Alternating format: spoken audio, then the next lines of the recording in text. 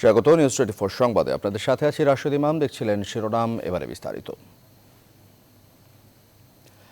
এবার স্বাস্থ্য অধিদপ্তরের এক ড্রাইভারের শত কোটি টাকার সম্পদের সন্ধান। তিনি স্বাস্থ্য অধিদপ্তরের সাবেক মহাপরিচালক আবুল কালাম আজাদের গাড়ি চালক আব্দুল মালিক। পদোন্নতি ও নিয়োগ বাণিজ্যের মাধ্যমে বিপুল এই সম্পদের মালিক হয়েছেন তিনি। এছাড়াও নানা অনিয়মের অভিযোগে তাকে গ্রেপ্তার করেছে র্যাব। প্লাবন রহমানের রিপোর্টে পুরোটা। আব্দুল মালিক স্বাস্থ্য অধিদপ্তরের একজন ড্রাইভার, তৃতীয় শ্রেণীর সরকারি কর্মচারী, শিক্ষাগত যোগ্যতা অষ্টম শ্রেণী। স্বাস্থ্য অধিদপ্তরের সাবেক মহাপরিচালক আবুল কালাম আজাদের গাড়ি চালক ছিলেন। এই ড্রাইভারই গড়ে তুলেছেন শত কোটি টাকার সম্পদের পাহাড়। র্যাব জানায়, ঢাকায় মালিকের স্ত্রীর নামে দক্ষিণ কামারপাড়ায় দুটি 7 তলা বিলাসবহুল ভবন এবং হাতিরপুলে 4.5 কাঠা জমিতে নির্মাণাধীন 10 তলা ভবন রয়েছে। আছে 24টি ফ্ল্যাট। শুধু তাই নয়, রাজধানীর দক্ষিণ কামারপাড়ায় 15 কাঠা জমিতে রয়েছে ডেইরি ফার্ম। এছাড়াও বিভিন্ন ব্যাংকে নামে বেনামে বিপুল পরিমাণ অর্থ গচ্ছিত আছে। স্বাস্থ্য অধিদপ্তরের প্রাক্তন মহাপরিচালক মহোদয়, উনি তার ড্রাইভার ছিলেন, এই বিষয়টি উনি আমাদেরকে নিশ্চিত করেছেন। এবং আরেকটি বিষয়, দীর্ঘদিন যাবৎ সে কিন্তু স্বাস্থ্য অধিদপ্তরে একই পদে থেকে, অর্থাৎ বর্তমান স্বাস্থ্য অধিদপ্তরের ড্রাইভার হিসেবে এবং ইউনিয়নের সভাপতি হিসেবে তার একটি আলাদা দাপট তার অধিদপ্তরে ছিল। এ সকল বিষয়কে পুঁজি করেই মূলত এই বিপুল অর্থ বৈভবের মালিক উনি হয়েছেন। র্যাবের লিগ্যাল অ্যান্ড মিডিয়া উইং এর পরিচালক লেফটেন্যান্ট কর্নেল আশিক বিল্লাহ জানান, ড্রাইভার মালিক নিয়োগ, বদলি ও পদোন্নতির নামে বিপুল পরিমাণ অর্থ আদায় করেন। তার বিরুদ্ধে অবৈধ অস্ত্র দেখিয়ে ভয়ভীতি, চাঁদাবাজি, জাল টাকার ব্যবসা সহ বিভিন্ন অপরাধের অভিযোগ রয়েছে। রোববার রাজধানীর তুরাগ এলাকার একটি বাসা থেকে তাকে গ্রেপ্তার করা হয়। 100 কোটি টাকারও বেশি তার সম্পত্তি আছে বলে আমরা প্রাথমিকভাবে জানতে পেরেছি। আমরা একটি নিয়মিত মামলা দায়ের করছি অস্ত্র আইনে এবং বিশেষ ক্ষমতা আইনে। এই বিষয়ে দুর্নীতি দমন কমিশন এবং পাশাপাশি মাননীয় ক্ষেত্রে সিআইডি তাদের প্রয়োজনীয় ব্যবস্থা গ্রহণ করবে বলে র্যাব মনে করে। এসব ছাড়াও স্বাস্থ্য অধিদপ্তরে নিজের 7 জন আত্মীয়কে চাকরিতে ঢুকিয়েছেন ড্রাইভার মালিক। 1982 সালে চাকরি শুরু করেছেন সাভার স্বাস্থ্য প্রকল্পে। পরে 1986 সালে স্বাস্থ্য অধিদপ্তরের পরিবহন পুলে ড্রাইভার হিসেবে নিয়োগ পান তিনি। প্লাবন রহমান, নিউজ 24, ঢাকা। মাওলানা শাহ আহমদ শফির মৃত্যুর পর কে হচ্ছেন তার উত্তরসূরি, নির্বাচন নিয়ে চলছে নানা আলোচনা। হাটহাজারী মাদ্রাসা পরিচালনায় 3 সদস্যের কমিটি হলেও শেষ পর্যন্ত কে বসছেন ওই পদে সে উত্তর পেতে অপেক্ষা করতে হবে আরও কিছুটা সময়। হেফাজতের বর্তমান মহাসচিব জুনায়েদ বাবু নগরী বলছেন, মাদ্রাসা পরিচালনার দায়িত্বে কে আসছে তা ঠিক করবে শুরা কমিটি, আর হেফাজতের নেতৃত্ব ঠিক হবে কাউন্সিলের মাধ্যমে।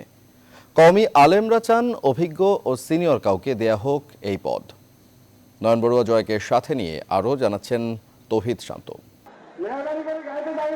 দেশের শীর্ষ আলেম ও হেফাজতে ইসলামের আমির আল্লামা শাহ আহমদ শফির মৃত্যুতে নেতৃত্ব সংকট তৈরি হয়েছে কওমি মতাদর্শীদের মধ্যে। প্রাথমিকভাবে 3 জন দৌড়ে টিকে থাকলেও শেষ পর্যন্ত কে বসছে এই আসনে তা নিয়ে তৈরি হয়েছে কৌতূহল। তবে গঠনতন্ত্র ও নানা হিসেব নিকেশ অনুযায়ী যিনি হবেন হাটহাজারী মাদ্রাসার মহাপরিচালক, তিনিই হবেন আল্লামা শাহ আহমদ শফির পরবর্তী কওমি কাণ্ডারি। হেফাজতের মহাসচিব জুনায়েদ বাবু নগরী বলছেন, হাটহাজারীর আল জামিয়াতুল আহলিয়া দারুল উলুম মঈনুল ইসলাম মাদ্রাসার মুহতামিম নির্ধারণ করবে শুরা কমিটি, যা আল্লামা শাহ আহমদ শফি মৃত্যুর আগে বলে গেছেন। শুরা কমিটির উপর দায়িত্ব দিয়ে গেছেন। শুরা কমিটি যাকে মুহতামিম পরিচালক বানাতে চায় তারাই করবে এটা। আর কওমি আলেমরা চান অভিজ্ঞ এবং সিনিয়র কাউকে দেয়া হোক এই পদে। সেই সাথে হেফাজতে ইসলামের বিভেদ দূর করতে নতুন নেতৃত্বও চান তারা। অভিজ্ঞতার ক্ষেত্রে যিনি পারদর্শী এবং মাদ্রাসা পরিচালনা করার ক্ষেত্রে যিনি দক্ষ, আগামী দিনে মজলিস শোরা এইরকম একজন ব্যক্তিকে নির্বাচিত করবেন বলে আমরা আশা করি। বহুত ওনাতে মাথার ছিল বেগিন চালাইতে সব চালাইতে, কিন্তু এরকম যুক্ত ফাজ হয়েছে না। তবু আমরা সোরা বসি উপযুক্ত খান আছে, কোথায় আছে, ইন্টিগ্রির একটাকে আমরা বানাই দিব ইনশাল্লাহ। হেফাজতে ইসলামের মহাসচিব আল্লামা জুনায়েদ বাবুনগরী জানান, হেফাজতে ইসলামের পরবর্তী আমির কে হবেন তা নির্ধারণ করা হবে কাউন্সিলের মাধ্যমে। উনি আমির হেফাজতের। এখন আমির কে হবে সেটা কাউন্সিল হবে, কাউন্সিলই ঠিক করবে, এককভাবে ঠিক করা যাবে না। হাটহাজারী মাদ্রাসার পরবর্তী মহাপরিচালক নির্বাচিত না হওয়া পর্যন্ত মাদ্রাসা পরিচালনা করতে 3 সদস্য বিশিষ্ট কমিটি গঠন করেছে শুরা কমিটি। এরা হলেন সহযোগী পরিচালক মাওলানা শেখ আহমদ, মুফতি আব্দুস সালাম এবং মাওলানা ইয়াহিয়া। তাদের যৌথ সিদ্ধান্তেই আপাতত মাদ্রাসাটি পরিচালিত হবে। Desk report, news 24। প্রায় পচে যাওয়া পেঁয়াজ নিয়ে কয়েকটি ট্রাক বাংলাদেশে ঢোকার একদিন পর আবারও বন্ধ হলো ভারতের পেঁয়াজ রপ্তানি। বিভিন্ন সীমান্তের ওপারে এখনও আটকে আছে আমদানি পেঁয়াজ ভর্তি কয়েকশো ট্রাক। আমদানিকারকরা এখন দেশটির সরকারি সিদ্ধান্তের অপেক্ষায়। অনেকে বলছেন আটকে থাকা ট্রাক ছাড়লেও পচনশীল পেঁয়াজের কতটা বিক্রিযোগ্য হবে তা নিয়েই রয়েছে সন্দেহ। ফখরুল হাসান পলাশ, রফিকুল আলম ও শাকিলা জাফর জুয়ের তথ্য ও ছবিতে ডেস্ক রিপোর্ট। চাঁপাইনবাবগঞ্জের সোনা মসজিদ স্থলবন্দর শনিবারও বেশ কর্মচঞ্চল ছিল। রোববার সেই কর্মমুখর পরিবেশ বদলে যায়। এদিন সকাল থেকে পেঁয়াজের কোনো ট্রাক ঢোকেনি বাংলাদেশে। এই বন্দর ব্যবহারকারীরা জানান 14 সেপ্টেম্বর পর্যন্ত টেন্ডার হওয়া পেঁয়াজ বাংলাদেশে ঢোকার অনুমতি আছে। এজন্য সব কাগজপত্র যাচাই করছে ভারতীয় কাস্টমস। তবে এতে আটকে থাকা পেঁয়াজে পচন ধরার সম্ভাবনাই বেশি। ইন্ডিয়া সরকার এখনো পারমিশন দেয়নি, দিলে হয়তো বা ঢুকবে, এখন কোনো পারমিশন পাইনি। দিনাজপুরের হিলি স্থলবন্দর দিয়ে শনিবার 11টি ট্রাকে 246 মেট্রিক টন পেঁয়াজ ঢোকার পরই বন্ধ হয়ে যায় রপ্তানি। এলসি করা পেঁয়াজ রপ্তানিতে ভারতের বাণিজ্য মন্ত্রণালয়ের সবুজ সংকেতের পরও দেশটির দক্ষিণ দিনাজপুরের হিলি বন্দরে এখনও আটকে আছে শতাধিক ট্রাক। এসব ট্রাক বাংলাদেশে ঢোকা নিয়েও অনিশ্চিত আমদানিকারকরা। আমরা দফায় দফায় ইন্ডিয়ান ব্যবসায়ীদের সঙ্গে বৈঠক করছি। আশা করি আমাদের ওই পারে যতগুলো পেঁয়াজের গাড়ি আছে সবগুলো গাড়ি আমরা দিতে সক্ষম হব। দক্ষিণ পশ্চিমাঞ্চলে সাতক্ষীরার ভোমরা স্থলবন্দরেও একই চিত্র। কোনো ট্রাক না ঢোকায় ক্ষতির আশঙ্কায় ব্যবসায়ীরা। এটা হলো কাঁচামাল, রাস্তায় যে গাড়িগুলো আছে সেগুলো তো এখনো ঢুকলো না, আমরা মনে করেন অনেক ক্ষতিগ্রস্ত। এর আগে গেল সোমবার রাতে পেঁয়াজ রপ্তানি বন্ধের ঘোষণা দেয় ভারত। এই ঘোষণার কয়েক ঘন্টার ব্যবধানে আগেই আমদানি করা পেঁয়াজের দাম প্রায় দ্বিগুণ হয় দেশের সব পাইকারি ও খুচরা বাজারে। Desk report, news 24। ভারত থেকে পেঁয়াজবাহী ট্রাক আসার খবরে বাজারে কিছুটা কমেছে দাম। রাজধানীর পাইকারি আড়তে একদিনের ব্যবধানে কেজি প্রতি আরও 5 টাকা কমেছে, তবে এখনও বিক্রি হচ্ছে চড়া দামেই। রোববার কারণ বাজারে ভোক্তা অধিদপ্তরের অভিযানে বাড়তি দামের অভিযোগে জরিমানা করা হয় একটি প্রতিষ্ঠানকে। যদিও অভিযানের নামে প্রশাসন হয়রানি করছে বলে অভিযোগ আড়তদারদের। অন্যদিকে পেঁয়াজ নিয়ে রাজনীতি হচ্ছে এমন অভিযোগ ক্রেতাদের। বাবু কামরুজ্জামান জানাচ্ছেন বিস্তারিত। সরকারি হিসেবে বাংলাদেশে পেঁয়াজের মোট চাহিদার প্রায় 60% দেশে উৎপাদন হয়। বাকি চাহিদা মেটাতে বড় নির্ভরতা প্রতিবেশী ভারত, আর অল্প কিছু পেঁয়াজ আমদানি করা হয় মিয়ানমার, তুরস্ক, মিশর ও চীন থেকে। দেশের চাহিদার সিংহভাগ উৎপাদন হলেও জরুরি এই ভোগ্যপণ্য কিনতে গিয়ে প্রায়ই বিপাকে পড়তে হয় ভোক্তাদের। গত এক সপ্তাহ ধরে আবারও অস্থিরতা চলছে পেঁয়াজের বাজারে। রোববার রাজধানীর পাইকারি বাজারে ভারত থেকে স্বল্প হলেও পেঁয়াজ আসছে এমন খবরে কেজি প্রতি 5 টাকা কমে আমদানিকৃত পেঁয়াজ বিক্রি হয় 55 টাকায়, আর দেশি পেঁয়াজ 75 থেকে 80 টাকা। তবে ক্রেতাদের অভিযোগ পেঁয়াজ নিয়েও রাজনীতি হচ্ছে, ফলে দুর্ভোগে পড়ছেন ভোক্তারা। এটা তো সিন্ডিকেটের খেলা, পেঁয়াজ পলিটিক্স এখন সবচেয়ে বড় পলিটিক্স। তো এটা শব্দের বাইরে আমাদের কিনতে গেলে তো প্রবলেম হচ্ছে। আমরা যে উপার্জন করতেছি করোনা হিসেবে, সেই হিসেবে আমাদেরকে এত টাকা দিয়ে পেঁয়াজ কিনা আমাদের পক্ষে অসম্ভব হয়ে পড়ছে। দামের নাগাল টানতে প্রায় নিয়মিত অভিযানের অংশ হিসেবে এদিন কারণ বাজারে আসে ভোক্তা অধিদপ্তরের টিম। মূল্য বেশি রাখায় জরিমানা করা হয় একটি আড়তে। জাতীয় ভোক্তাধিকার সংরক্ষণ অধিদপ্তরের অভিযান অব্যাহত থাকবে এবং শুধু পেঁয়াজ নয়, অন্যান্য যে নিত্য প্রয়োজনীয় পণ্য সহ যে কোনো ধরনের দেশের আপনার যে কেউ যদি চেষ্টা করে কোনো ধরনের কারসাজি করার, তাহলে জাতীয় ভোক্তাধিকার সংরক্ষণ অধিদপ্তর জিরো টলারেন্স দেখাবে। আড়তদাররা জানান দ্রুত বিকল্প আমদানি নিশ্চিত করা না গেলে দাম বাড়ার শঙ্কা থেকেই যায়। নিয়মিত অভিযানের নামে প্রশাসন হয়রানি করছে বলে অভিযোগ করেন আড়তদাররা। আমরা এভাবে বিপদে আছি, ভোক্তা অধিকার আমাদেরকে খুব বিরক্ত করতে আছে প্রত্যেক দিন। আমাদের পেঁয়াজের দাম 5 টাকা কমছে, ওই আতঙ্ক। কিন্তু পেঁয়াজ তো যে আসতেছে সব নষ্ট পেঁয়াজ। এগুলা যদি 100-200 গাড়ি ঢাকায় ঢোকে ওগুলার কোনো দাম নাই। প্রশাসনের হয়রানির বিরুদ্ধে সোমবার সকালে কারণ বাজারে মানববন্ধন করারও ঘোষণা দিয়েছে ক্ষুদ্র পেঁয়াজ ব্যবসায়ী সমিতি। বাবু কামরুজ্জামান, নিউজ 24, ঢাকা। সামনের শীতে করোনা পরিস্থিতির আরও অবনতি হওয়ার আশঙ্কা প্রকাশ করেছে এবং এখন থেকেই প্রস্তুতি নেওয়ার কথা বলেছেন প্রধানমন্ত্রী শেখ হাসিনা। প্রধানমন্ত্রীর ত্রাণ ও কল্যাণ তহবিলে অনুদানের চেক গ্রহণকালে কথা বলেন তিনি। সরকার প্রধান বলেন, করোনার মধ্যেও যেন ব্যবসা বাণিজ্য সচল থাকে তা নিশ্চিত করছে সরকার। শাহ আলী জয় রিপোর্ট।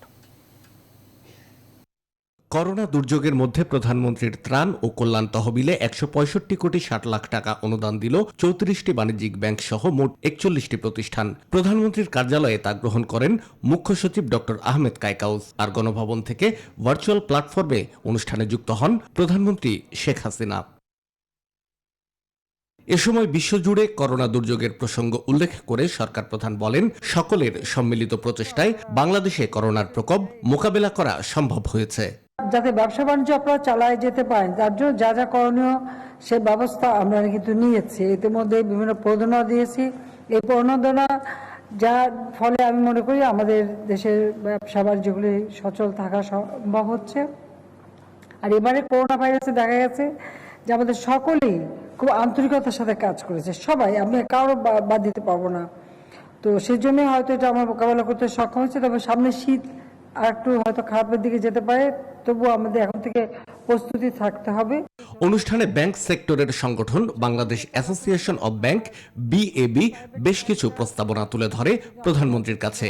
সেগুলো বিবেচনার আশ্বাস দিয়ে প্রধানমন্ত্রী বলেন, ব্যাংকগুলো যেন ভালোভাবে চলতে পারে সে বিষয়টিও নিশ্চিত করা দরকার। কিছু কিছু ব্যাংক আছে অতি দুর্বল হয়ে যায়, তো সেই ক্ষেত্রে অনেক সময় মার্জ করাতে হয়। তো সেটাও তো বিবেচনা করে দেখতে হবে যে কোনটা ঠিকমতো চলছে বা কোনটা চালাতে পারছে কিনা, বা সেগুলি বিবেচনা করেই করা হবে। অবিবেচনা করে কিছু করা হবে না, এটুকু ভরসা রাখবেন। প্রধানমন্ত্রী আশ্বাস দেন, ব্যাংক সেক্টরের জন্য যুক্তিসঙ্গত যে কোনো প্রস্তাবই বিবেচনা করবে সরকার। অভ্যস্ত হয়। শাহ আলী জয়, নিউজ 24, ঢাকা। 24 ঘন্টায় দেশে করোনায় আরও 26 জনের মৃত্যু হয়েছে। এ নিয়ে মোট মৃতের সংখ্যা বেড়ে দাঁড়ালো 4,939 জনে। এছাড়া নতুন করে করোনা ভাইরাস আরও 1,544 জনের দেহে শনাক্ত হয়েছে। মোট আক্রান্তের সংখ্যা বেড়ে দাঁড়ালো 3,48,916 জনে। রোববার করোনা ভাইরাস নিয়ে স্বাস্থ্য অধিদপ্তরের প্রেস বিজ্ঞপ্তিতে এসব তথ্য জানানো হয়। এ সময়ের মধ্যে সুস্থ হয়েছেন আরও 2,079 জন। মোট সুস্থ হয়েছেন 2,56,565 জন। 24 ঘন্টায় নমুনা পরীক্ষা হয়েছে 11,591টি।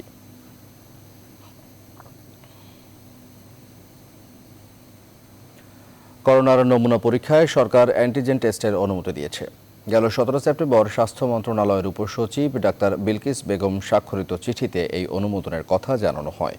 চিঠিতে বলা হয়, অতি স্বল্প সময়ে করোনা পরীক্ষার জন্য সারা দেশে অ্যান্টিজেন টেস্টের চাহিদার পরিপ্রেক্ষিতে স্বাস্থ্য অধিদপ্তরের মহাপরিচালকের প্রস্তাবনা এবং বিশ্ব স্বাস্থ্য সংস্থার গাইডেন্স অনুসরণপূর্বক দেশের সব সরকারি মেডিকেল কলেজ হাসপাতাল, জেলা হাসপাতাল, সরকারি PCR ল্যাব এবং সব স্বাস্থ্য ইনস্টিটিউটে অ্যান্টিজেন ভিত্তিক টেস্ট চালুর অনুমতি দেওয়া হলো।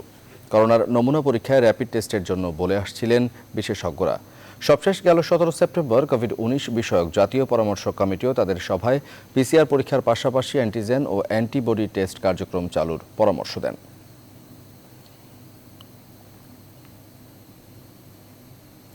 বিএনপি চেয়ারপারসন বেগম খালেদা জিয়ার বিরুদ্ধে রাষ্ট্রদ্রোহের এক মামলা সহ নাশকতার 3 মামলা কার্যক্রম হাইকোর্টের দেয়া স্থগিতাদেশ বহাল রেখেছেন আপিল বিভাগ।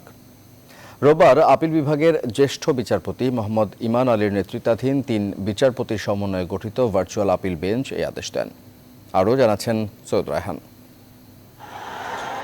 2015 সালে বিএনপি জোটের ডাকা হরতালের সময় নাশকতা ও সহিংসতার অভিযোগে বিএনপি চেয়ারপারসন খালেদা জিয়ার বিরুদ্ধে রাজধানীর দারুসালাম থানায় দায়ের করা হয় 3টি মামলা। একই বছরের 21শে ডিসেম্বর এক সমাবেশে মুক্তিযুদ্ধের শহীদদের সংখ্যা নিয়ে বিতর্কিত মন্তব্য করায় খালেদা জিয়ার বিরুদ্ধে রাষ্ট্রদ্রোহের অভিযোগ এনে আরেকটি মামলা করেন এক আইনজীবী। খালেদা জিয়ার আবেদনের প্রেক্ষিতে এই 4 মামলার কার্যক্রম স্থগিত করেন হাইকোর্ট। তবে এর বিরুদ্ধে রাষ্ট্রপক্ষ আপিল করলে হাইকোর্টের স্থগিতাদেশ বহাল রাখেন সুপ্রিম কোর্টের আপিল বিভাগ। মামলার কার্যক্রম যে হাইকোর্ট স্থগিত করেছে সেগুলোর বিরুদ্ধে আপিলটা ছিল। আপিল ডিভিশন উভয় পক্ষ শুনে, সরকার পক্ষ এবং আমাদেরকে শুনে হাইকোর্ট ডিভিশনের আদেশ বহাল রেখেছে। খালেদা জিয়ার বিরুদ্ধে এই 4 মামলায় অভিযোগ গঠনের বিষয়ে হাইকোর্টের দেয়া এক রুল নিষ্পত্তির আদেশ দেন আপিল বিভাগের ভার্চুয়াল বেঞ্চ। যে আদেশ স্থগিত আদেশ সেটা বহাল রেখেছেন, মামলাগুলোর হাইকোর্টে নিষ্পত্তি করার জন্য নির্দেশ দিয়েছে। খালেদা জিয়ার বিরুদ্ধে কমপক্ষে 37টি মামলা বিচারাধীন। সৈয়দ রায়হান, নিউজ 24, ঢাকা। আদালতে সন্তানের হত্যাকারীদের দেখে ভেঙে পড়লেন বুয়েট শিক্ষার্থী আবরার ফাহাদের বাবা বরকতুল্লাহ। অসুস্থ শরীরে রোববার সাক্ষ্য দিতে এসেছিলেন তিনি, পারলেন না সাক্ষ্য দিতে। পরে রাষ্ট্রপক্ষের আবেদনের প্রেক্ষিতে আগামী 4 অক্টোবর পর্যন্ত সাক্ষ্য গ্রহণ মুলতবি করেছেন ঢাকার দ্রুত বিচার ট্রাইব্যুনাল 1। বিচারক আবু জাফর মোহাম্মদ কামরুজ্জামানের আদালতে 5 অক্টোবর থেকে 27 অক্টোবর পর্যন্ত প্রতিটি কার্যদিবসে চলবে শুনানি। মাহমুদুল হাসানের রিপোর্ট। পিতার কাঁধে সবচেয়ে ভারী সন্তানের লাশ, আর সেই লাশ মাটির বুকে শুইয়ে দিয়ে আজও শুকোয়নি তার চোখের পানি। বলছি নির্মম হত্যাকাণ্ডের শিকার বুয়েট শিক্ষার্থী আবরারের বাবার কথা। আবরার হত্যা মামলার বাদী তিনি। রোববার ছিল তার সাক্ষ্য দেবার প্রথম দিন। আদালতে তোলা হয় সব আসামিকেই। অসুস্থ শরীর নিয়ে আদালতে আসেন আবরারের বাবা বরকতুল্লাহ। চোখের সামনে সন্তানের হত্যাকারীদের দেখে শোকে যেন পাথর হয়ে যান তিনি। রাষ্ট্রপক্ষ থেকে একটা দরখাস্ত দিয়েছেন, তো অসুস্থ ফিল করছেন, এই কারণে মাননীয় আদালত আজকে মামলা মুলতবি করে দিয়েছেন। আগামী 4 তারিখ পর্যন্ত মামলার মুলতবি। পরে আদালতের বাইরে এসে সন্তানের হত্যাকারীদের দৃষ্টান্তমূলক শাস্তির দাবি জানান আবরারের বাবা।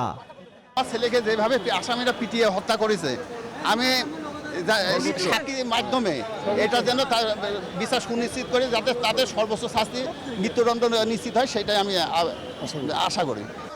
আবরার হত্যার বিচার চাইতে আসা পিতার পাশে থাকার কথা জানালো রাষ্ট্রপক্ষ। গুরুত্বপূর্ণ যিনি মামলার বাদী, যিনি সন্তান হারিয়েছেন, তিনি ন্যায় বিচারের জন্য আপনাদের সামনে এসছেন, আদালতে এসছেন। 5 থেকে 27 পর্যন্ত আমরা এটা কন্টিনিউ করব, সকল সাক্ষীর উপস্থিতিতে মামলা পরিচালনা করব। গত 6 অক্টোবর রাতে বুয়েট শিক্ষার্থী আবরারকে ডেকে নিয়ে গিয়ে নির্মমভাবে পিটিয়ে হত্যা করে বুয়েট ছাত্রলীগের কয়েকজন নেতাকর্মী। সেই মামলায় আগামী 5 অক্টোবর থেকে চলবে নিয়মিত সাক্ষ্য গ্রহণ। মাহমুদুল হাসান, নিউজ 24, ঢাকা।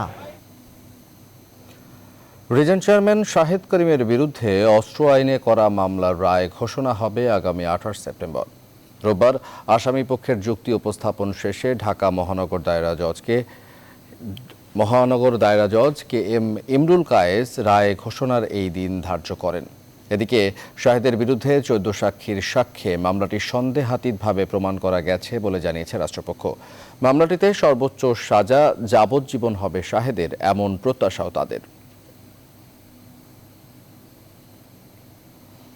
হাসপাতালের চেয়ারম্যান মোহাম্মদ শাহেদ করিম, তার বিরুদ্ধে অস্ত্র মামলায় আজকে আর্গুমেন্ট হলো।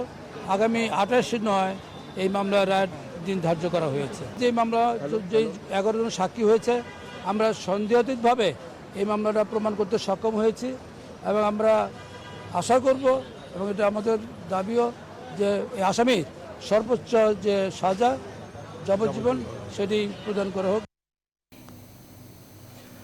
ঘোড়াঘাট ইউএনও ওয়াহিদা খানমের ওপর হামলা মামলার আসামি রবিউল ইসলাম আদালতে 164 ধারায় স্বীকারোক্তিমূলক জবানবন্দি দিয়েছেন। রোববার সকালে কড়া নিরাপত্তার মধ্যে দিয়ে আসামি রবিউল ইসলামকে আদালতে হাজির করা হয়। কোর্ট ইন্সপেক্টর ইসরাইল হোসেন জানান, আসামি Rabiul senior judicial magistrate Ismail হোসেনের আদালতে স্বীকারোক্তিমূলক জবানবন্দি দেন। পরে তাকে কারাগারে পাঠানোর নির্দেশ দেন আদালত। এর আগে গেল বৃহস্পতিবার 6 দিনের রিমান্ড শেষে রবিউলকে আবার 3 দিনের রিমান্ডে নেয় ডিবি পুলিশ। নারায়ণগঞ্জে মসজিদে বিস্ফোরণের ঘটনায় মোবারক হোসেন নামে বিদ্যুতের এক মিস্ত্রিকে 2 দিনের রিমান্ড মঞ্জুর করেছেন আদালত। শনিবার রাতে মোবারক হোসেনকে পশ্চিম তল্লা এলাকা থেকে গ্রেফতার করা হয়। সিআইডি জানায়, বায়তুস সালাত জামে মসজিদের বিদ্যুতের 2টি সংযোগ রয়েছে, এর মধ্যে একটি সংযোগ অবৈধ। এই অবৈধ সংযোগ এবং পুরো মসজিদের সব বৈদ্যুতিক লাইনের কাজ করেন মোবারক।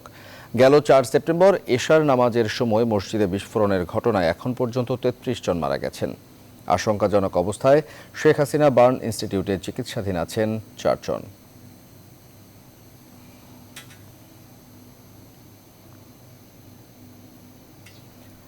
রায়ের সার্টিফাইড কপি জালিয়াতি করে জামিন আবেদন করায় 4 জনের বিরুদ্ধে মামলা করার নির্দেশ দিয়েছেন হাইকোর্ট।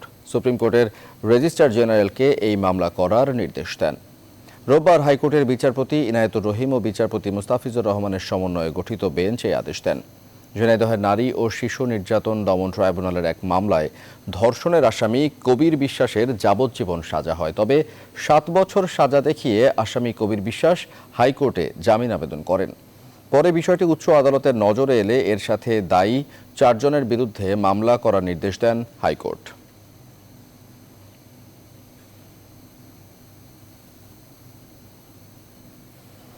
আওয়ামী লীগের সাধারণ সম্পাদক সড়ক পরিবহন ও সেতুমন্ত্রী ওবায়দুল কাদের বলেছেন, বিএনপির আন্দোলন পারস্পরিক অবিশ্বাস, কলহ, মিথ্যাচার আর নেতিবাচক রাজনীতির চক্রে আবদ্ধ। তারা আন্দোলনের দ্বার রুদ্ধ করে প্রেস ব্রিফিংয়ের মধ্যে সীমাবদ্ধ বলেও উল্লেখ করেন তিনি। রোববার সকালে Bangladesh road transport authority BRTA আয়োজিত বিশেষ সেবা সপ্তাহের উদ্বোধনী অনুষ্ঠানে ভিডিও কনফারেন্সে যুক্ত হয়ে এসব কথা বলেন তিনি। বলেন, সরকার সেবা সহজীকরণ এবং গ্রাহকদের সুবিধার্থে দেশের যে কোনো সার্কেল অফিস থেকে যানবাহনের ফিটনেস সনদ নেয়ার সুযোগ সৃষ্টি করেছে। একই সাথে বিআরটিএকে সত্যিকার অর্থেই সেবামুখী প্রতিষ্ঠান হিসেবে গড়ে তোলার আহ্বান জানান তিনি। গত 10 বছরে অধিক সময় ধরে বিএনপির আন্দোলনের অনেক হাঁক ডাক এদেশের মানুষ শুনেছে, অথচ রাজপথে তারা তাদের নেত্রীর মুক্তির দাবিতেও 500 লোকের একটি বিক্ষোভ মিছিল দেখাতে পারেনি। এবার জেলা উপজেলা সহ আওয়ামী লীগের কমিটি সব অঙ্গ ও সহযোগী সংগঠনের কমিটি গঠনের ক্ষেত্রে ত্যাগীদের মূল্যায়নের নির্দেশ দিয়েছেন প্রধানমন্ত্রী ও দলীয় প্রধান শেখ হাসিনা। অনুপ্রবেশকারীদের দলে প্রবেশের ব্যাপারেও সর্বোচ্চ সতর্ক থাকার কড়া নির্দেশ দিয়েছেন তিনি। এই নির্দেশের ব্যত্যয় ঘটলে কমিটি বিলুপ্ত সহ কঠোর শাস্তির হুঁশিয়ারি দিয়েছেন দলীয় প্রধান। তৌফিক মাহমুদ মুন্নার রিপোর্ট। আমার সঙ্গে যিনি আমি সভাপতি প্রার্থী হলাম, আরো 5 জন সভাপতি প্রার্থী হলেন, তখন আমার আক্রোশটা থাকে ওই প্রার্থীদের উপর। আমি সভাপতি হয়েছে, কাজে ওদেরকে কমিটিতে রাখবো না। এরকম কোথাও কোনো কিছু হলে তাদের বিরুদ্ধে ব্যবস্থা গ্রহণ করবেন। হ্যাঁ, ওই কমিটি বাতিল করে দেওয়া হবে, একদম কড়া নির্দেশ। তৃণমূলকে ঢেলে সাজাতে বিভাগীয় সাংগঠনিক কমিটি গঠনের সিদ্ধান্ত হয়, যেখানে বিভাগীয় দায়িত্ব পালন করবেন একজন প্রেসিডিয়াম সদস্য। সেইভাবে প্রেসিডিয়াম সদস্যদেরকে বিভিন্ন বিভাগের দায়িত্ব যখন দিবেন তখন তো পুরোপুরিভাবেই দায়িত্ব দেওয়া উচিত, এবং সেই পুরোপুরি দায়িত্ব নিয়েই এই যে জেলা সম্মেলন, জেলা কমিটি গঠন, উপজেলা সম্মেলন করা, তৃণমূল পর্যায় পর্যন্ত সম্মেলন করা। কেন্দ্রের এমন সিদ্ধান্তে পূর্ণাঙ্গ কমিটি করতে নড়চড়ে বসেছে বিভিন্ন জেলা উপজেলার সভাপতি সাধারণ সম্পাদকরা। এই ব্যাপারে আমরা ইতিমধ্যেই গতকাল চিঠি পেয়েছি, আমরা আলোচনা করছি। আমরা জেলা কমিটি ইতিমধ্যেই আমরা প্রায় 40 ভাগ ওয়ার্ড কমিটি আমাদের করা আছে এবং কিছু কিছু ইউনিয়ন কমিটিও করা আছে। সেই সংগঠন, সেই আওয়ামী লীগ সংগঠন তৃণমূল পর্যায় থেকে আমরা সুসংগঠিত করার মধ্য দিয়ে আগামী উপজেলা এবং জেলা সম্মেলন সমাপ্তি করতে চাচ্ছি।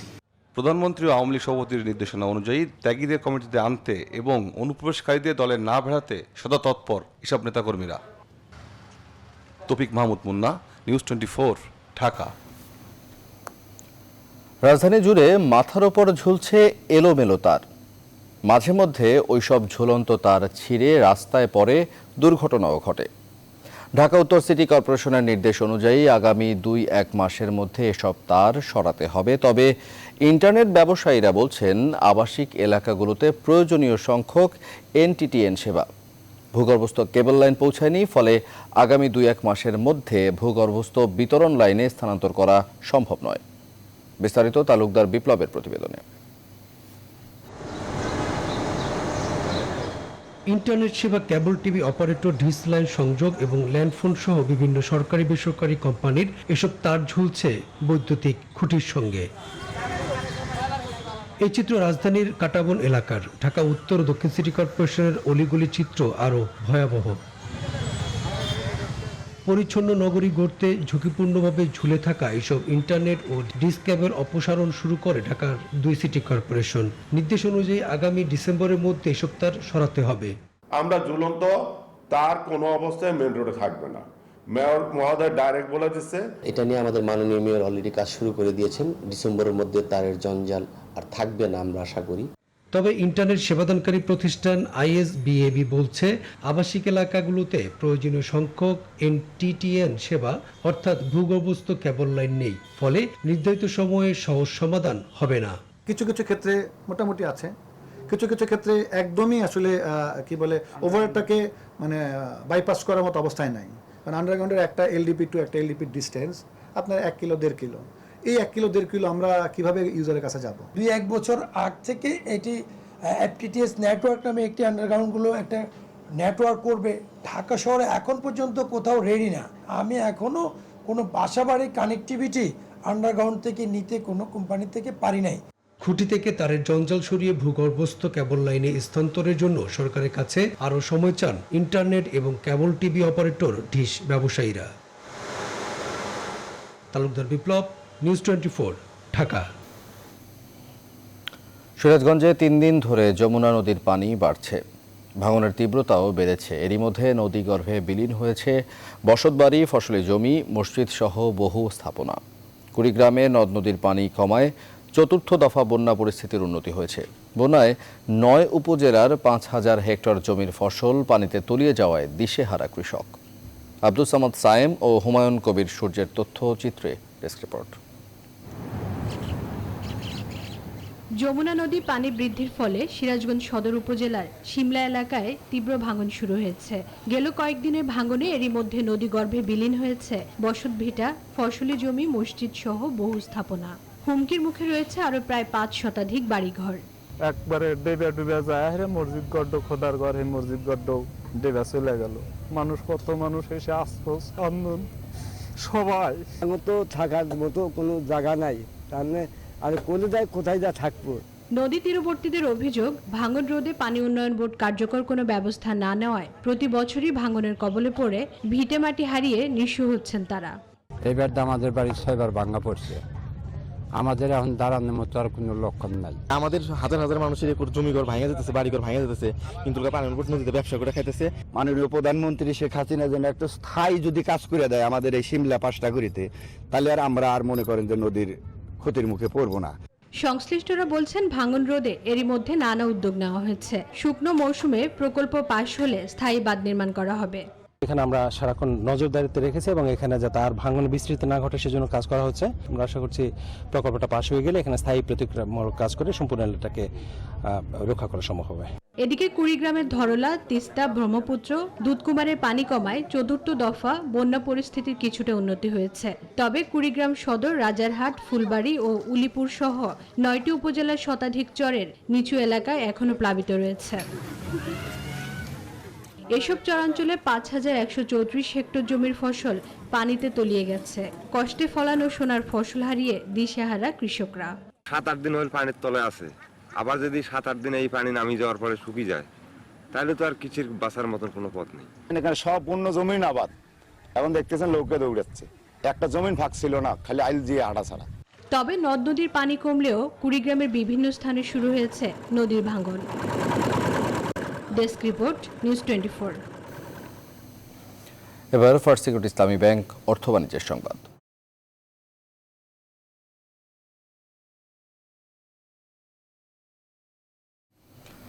করোনার চাপ কাটিয়ে স্বাভাবিক হতে শুরু করেছে অর্থনীতি। কারখানা, অফিস কিংবা শ্রমজীবী মানুষ ফিরেছে পুরনো ব্যস্ততায়। অর্থমন্ত্রীর দাবি, কঠিন সময়ে কারখানা খুলে দেওয়ার সাহসী সিদ্ধান্ত অর্থনীতিকে গতিশীল করেছে। চলতি বছর শেষে রপ্তানি, রেমিটেন্স সব সূচকে রেকর্ড হবে বলেও আশা তার। তবে অর্থনীতিবিদরা বলছেন, বেসরকারি বিনিয়োগ আর কর্মসংস্থান বাড়ানোই এখন বড় চ্যালেঞ্জ। রিপোর্ট সুলতান আহমেদের। লম্বা বিরতির পর শ্রমিকদের ঘামে শ্রমে এমন করেই সচল আর শক্ত হতে শুরু করেছে দেশের অর্থনীতি। অনেক দিন পর কাজে ফিরে নিজেদের শতভাগ দিতে কার্পণ্য করছে না খেটে খাওয়া এই মানুষগুলো। আমরা কতটা যে কষ্টে আছিলাম, আমরা মনে হয় কলজা ফাইটা জায়গা 3-4 মাস না খাইয়া রইছি। বাপমার মুখে দুগা ডাইল ভাত মনে করেন দিতে পারতাছি, নিজেরাও খাইতে পারতাছি। করোনারে আমরা ডরাই না, করোনা আমগরে ডরায়। পুরোদমে উৎপাদন শুরু করেছে পোশাক সহ অন্যান্য কলকারখানা, তাতে বেগবান হচ্ছে রপ্তানি। করোনার সময় হলেও অর্থ বছরের প্রথম 2 মাসে রপ্তানি হয়েছে $687 কোটি, যা তার আগের স্বাভাবিক বছরের চেয়েও 2.17% বেশি। রেমিটেন্সও ভেঙে দিয়েছে আগের সব রেকর্ড, রিজার্ভও দাঁড়িয়েছে প্রায় $40 বিলিয়ন। ব্যবসায়ীদের সহায়তা দিতে শতভাগ সেবা দিতে শুরু করেছে ব্যাংকগুলো। তবে এখন চ্যালেঞ্জের জায়গা বিনিয়োগের গতি বাড়ানো বলছেন বিশেষজ্ঞরা।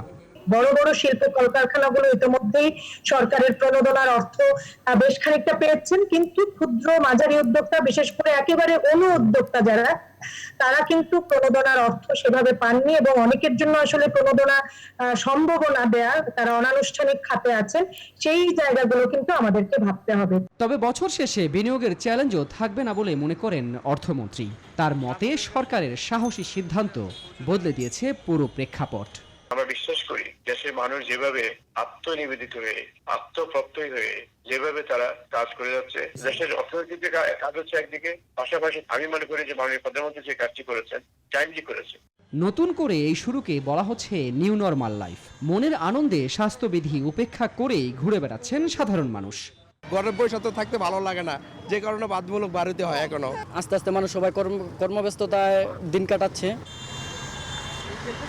বলা হয় প্রয়োজন কখনোই আইন মানে না, সাধারণ মানুষের ক্ষেত্রে তেমনটি দেখা যাচ্ছে।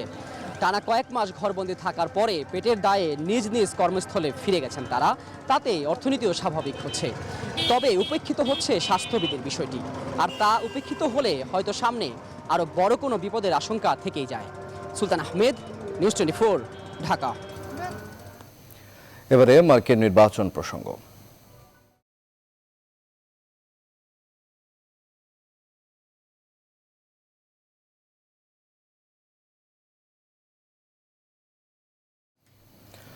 আসন্ন মার্কিন নির্বাচনকে ঘিরে টানটান উত্তেজনার মধ্যেই যুক্তরাষ্ট্রের হোয়াইট হাউসে ঘটে গেল চাঞ্চল্যকর ঘটনা। প্রেসিডেন্ট ডোনাল্ড ট্রাম্পের নামে পাঠানো এক চিঠিতে পাওয়া গেছে রিসিন নামক বিষাক্ত পদার্থ। এদিকে প্রতিদ্বন্দ্বী জো বাইডেনের কাছে হেরে গেলে আর কোনোদিন জনসম্মুখে আসবেন না বলে জানালেন প্রেসিডেন্ট ট্রাম্প। অন্যদিকে করোনা সামাল দিতে ব্যর্থতার দায় নিয়ে ট্রাম্পের পদত্যাগ করা উচিত বলে মন্তব্য করেছেন বাইডেন। নিবির আমিনের ডেস্ক রিপোর্ট। মার্কিন নির্বাচনের উত্তেজনার মধ্যেই প্রেসিডেন্ট ট্রাম্পের কাছে পাঠানো এক চিঠিতে পাওয়া গেল বিষাক্ত পদার্থ রিসিন। তবে ট্রাম্পের কাছে প্যাকেটটি পৌঁছানোর আগেই 2 বার পরীক্ষার মাধ্যমে তা শনাক্ত করেছে আইনশৃঙ্খলা বাহিনী। কানাডা থেকে আসা প্যাকেটটি কে পাঠালো আর নিরাপত্তা ভেদ করে কিভাবেই বা সেটি প্রবেশ করলো হোয়াইট হাউসে, সেসব খতিয়ে দেখছে গোয়েন্দা কর্মকর্তারা। এদিকে শনিবার নর্থ ক্যারোলাইনার নির্বাচনী প্রচারণায় বিরোধী প্রার্থী জো বাইডেনের তীব্র সমালোচনা করলেন ট্রাম্প। জানালেন আগামী মাসেই তিনি ভ্যাকসিন সরবরাহের চেষ্টা করলেও তাতে বাধা দিচ্ছে ডেমোক্রেটরা। ভ্যাকসিন আসুক তা চায় না তারা। মার্কিন রাজনৈতিক ইতিহাসের সবচেয়ে বাজে প্রার্থী বাইডেন। আমি যদি হেরে যাই তাহলে জানি না শেষ পর্যন্ত কি করব। আমি আর আপনাদের সামনে কথা বলতে আসবো না, কোনোদিনও আমাকে দেখতে পারবেন না আপনারা। তবে প্রেসিডেন্ট ট্রাম্পকেও একহাত দেখে নিয়েছেন জো বাইডেন। যুক্তরাষ্ট্রের প্রত্যেকটি করোনা রোগীর মৃত্যুর জন্য প্রেসিডেন্টকেই দায়ী করেছেন তিনি। মহামারী সামলাতে ব্যর্থ হওয়ায় ট্রাম্পকে পদত্যাগের আহ্বান জানিয়েছেন ডেমোক্রেট দলের এই নেতা। নিবির আমিন, নিউজ 24। এবারে প্রবাসের খবর।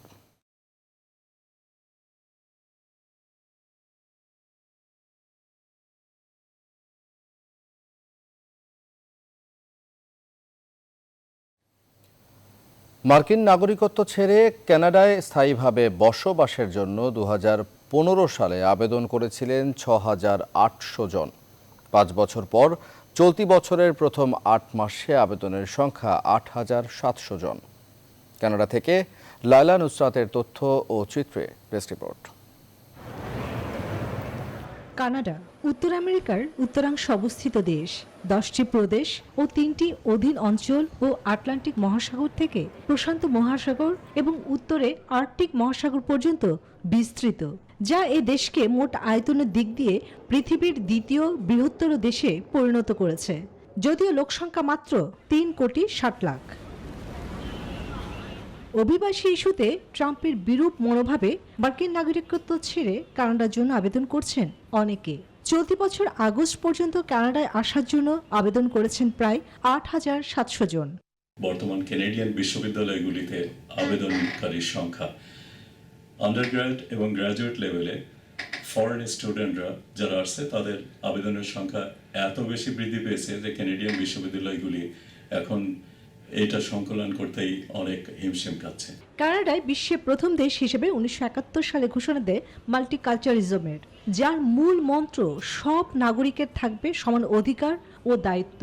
শান্তিপূর্ণ এই দেশটিতে 1,70,00,000-এর বেশি লোক অভিবাসী হয়ে এসে স্থায়ীভাবে বসবাস করছে। ট্রাম্প প্রশাসনের শুরু থেকেই মুসলিম কমিউনিটি, আমাদের কমিউনিটির ইমিগ্রেন্টরা কানাডার দিকে আসার একটা ঝোঁক শুরু হয়ে গেছিল, কারণ তাদের ধারণায় এবং আমরাও বুঝতে পারতেছি মুসলমানদের প্রতি ট্রাম্প প্রশাসনের অ্যাটিটিউড কনজেনিয়াল ছিল না। ইমিগ্রেশন সংস্থার হিসাব অনুযায়ী প্রতি বছর প্রায় 2.5 লাখ অভিবাসন প্রত্যাশী পাড়ি দেয় কানাডায়। সংখ্যার দিক থেকে মার্কিন যুক্তরাষ্ট্র পঞ্চম। এর পিছনে সবচেয়ে গুরুত্বপূর্ণ কারণ হচ্ছে মার্কিন যুক্তরাষ্ট্রের নানাবিধ সামাজিক অস্থিরতা, বর্ণবাদদের উত্থান। এছাড়া অন্যান্য দেশের তুলনায় যুক্তরাষ্ট্র থেকে কানাডা পাড়ি জমানো অনেক সহজ। Desk report, news 24। কমিউনিটির উন্নয়নে ঐক্যবদ্ধ হয়ে কাজ করে যাবে মুন্সিগঞ্জ জেলা অ্যাসোসিয়েশন মনফালকনে ইতালি। শনিবার কার্যনির্বাহী কমিটির পরিচিতি সভা অনুষ্ঠিত হয়েছে আহ্বায়ক কমিটির উদ্যোগে। সভাপতিত্ব করেন প্রধান আহ্বায়ক মাসুদ পারভেজ। সদস্য সচিব তৌহিদুর রহমান ভূঁইয়ার পরিচালনায় আহ্বায়ক কমিটির নেতৃবৃন্দদের উপস্থিতিতে 51 সদস্য বিশিষ্ট কার্যকরী কমিটির নাম ঘোষণা করা হয় এবং আনুষ্ঠানিকভাবে ক্ষমতা হস্তান্তর করা হয়।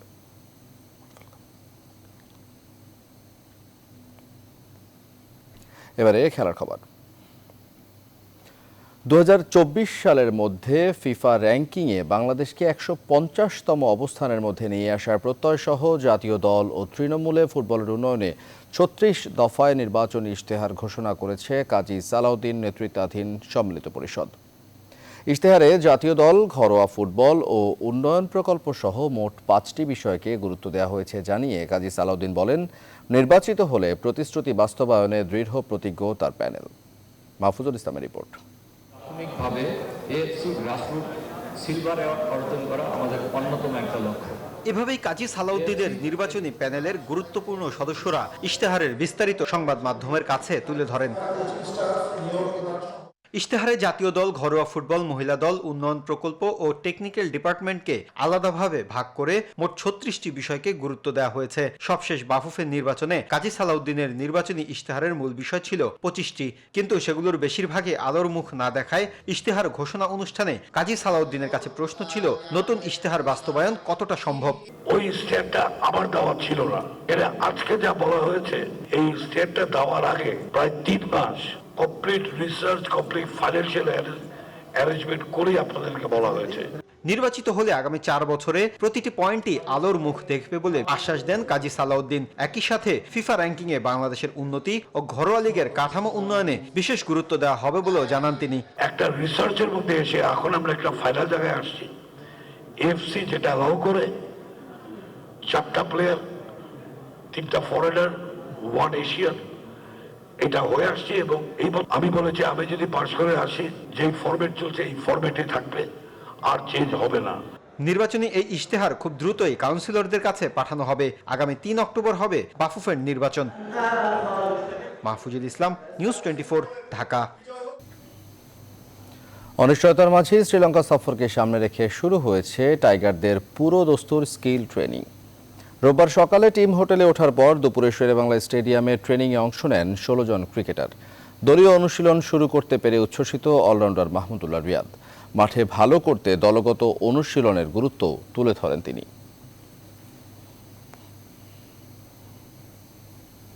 শেষ করব এখনকার নিউজ 24 সংবাদ।